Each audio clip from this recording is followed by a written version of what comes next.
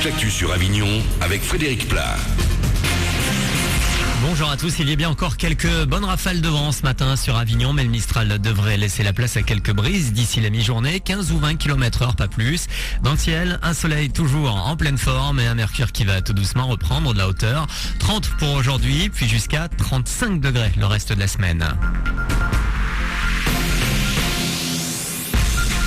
Il y a le feu et les pompiers ne savaient plus trop où donner de la tête hier. En Vaucluse, plusieurs dizaines d'hectares sont partis en fumée ce week-end, notamment à Cavaillon, Villeneuve, Vedène et au Pontet.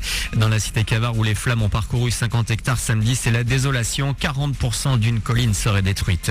Et les pompiers sont toujours à pied d'œuvre à la frontière franco-espagnole ce matin. Si le feu est maîtrisé côté français, il gagne encore du terrain en Espagne. Les flammes ont provoqué la mort hier de 3 Français qui se trouvaient du côté espagnol. Là-bas déjà, plus de 12 000 hectares de végétation sont partis en fumée. L'autoroute A9 pour rejoindre la Catalogne reste coupée. Un petit passage par le Festival d'Avignon avec la galère quotidienne. C'est un problème récurrent d'année en année. Voitures et piétons cohabitent difficilement en centre-ville pendant les 22 jours du festival. Depuis une dizaine d'années, des efforts ont quand même été faits grâce à des associations comme Respirer la ville.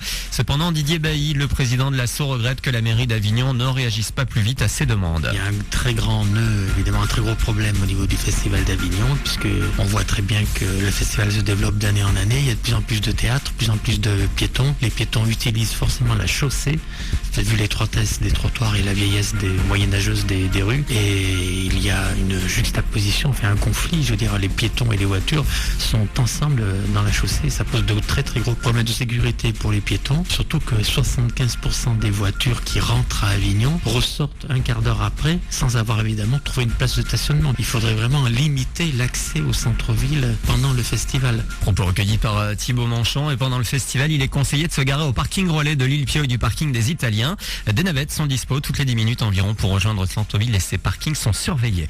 Un mot du Tour de France pour finir. C'est Bradley Wiggins qui a remporté la grande boucle hier.